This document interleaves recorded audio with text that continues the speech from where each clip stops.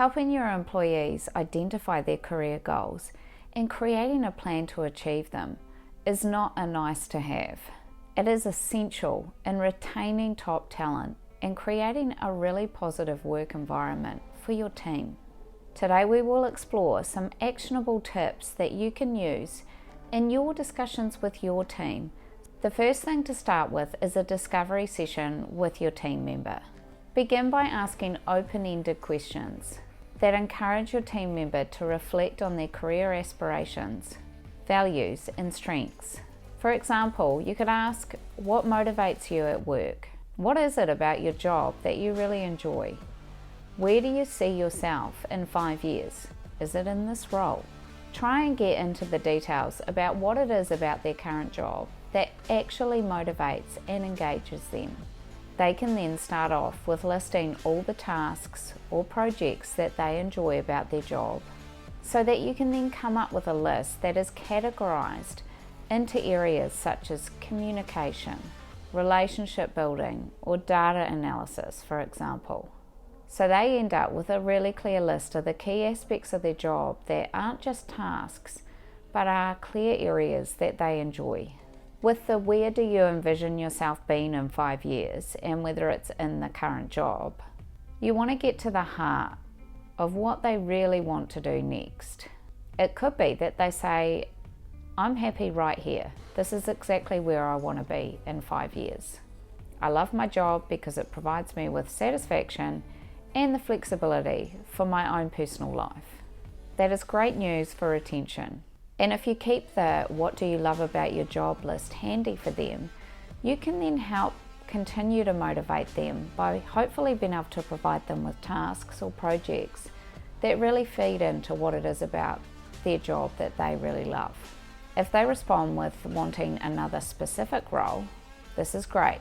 You are starting with the end in mind, which makes creating the pathway for the next steps a lot easier. If they aren't sure at all, then ask questions around, well, how will you feel if you are still here in 5 years in this job?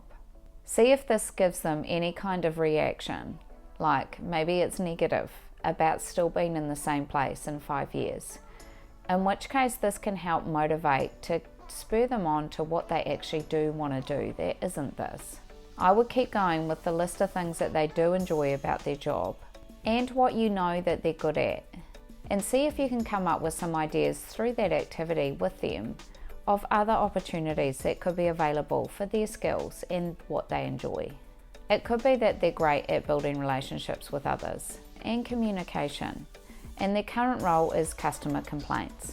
Communication skills are obviously vital for a role like that, and relationship building may help with kind of mediating some of those customer complaints. But perhaps they could utilize their communication and their relationship building skills in an area such as sales or marketing.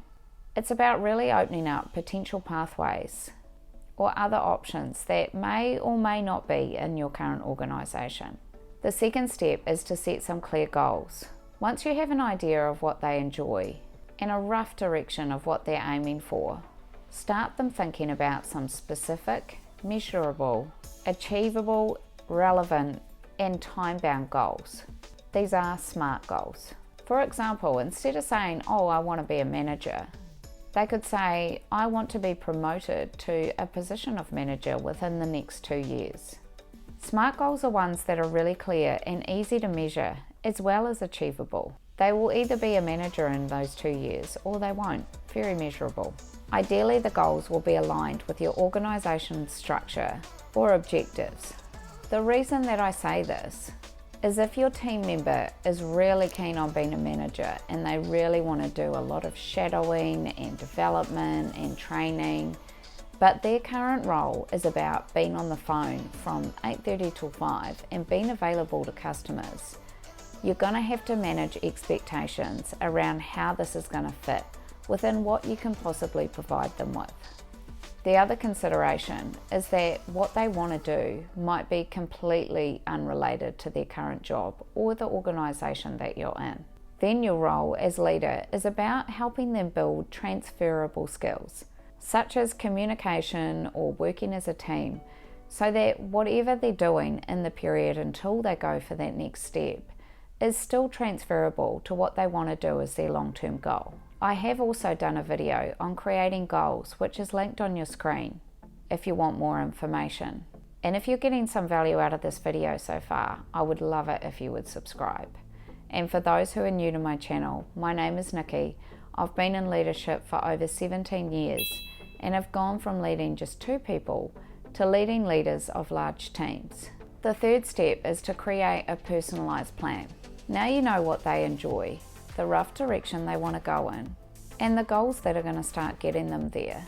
You can build a roadmap with them that provides them with the steps and breaks it down into a timeline.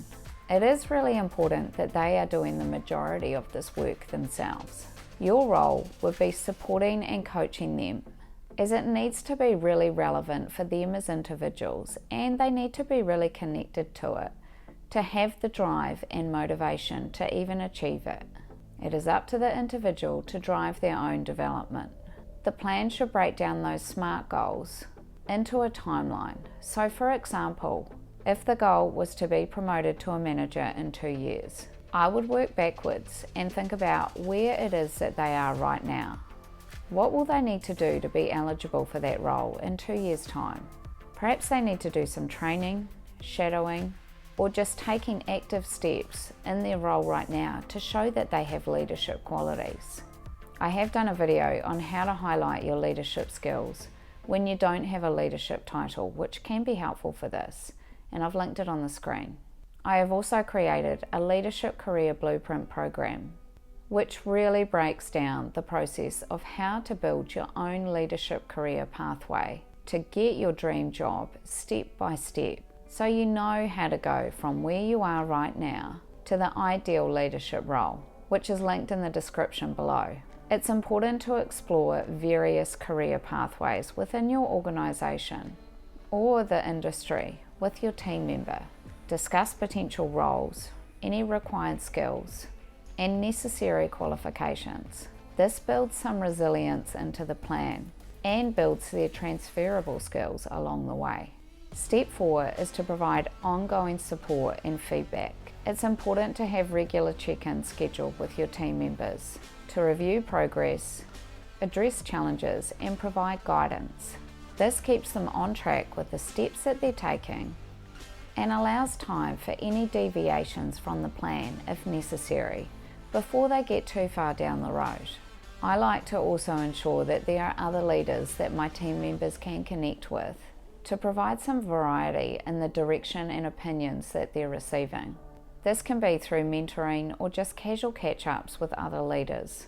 I think it's important to have the opportunity to learn from other people. The regular check-in also offers the opportunity for feedback and recognition. Celebrate any achievements and offer constructive feedback to keep them on track. Feedback is an essential component of leadership, and I've linked a video on the screen for you to watch next to provide tips on how to stop being nice as a leader and embrace radical candor as a practical approach to honest communication with your team. And thanks very much for watching.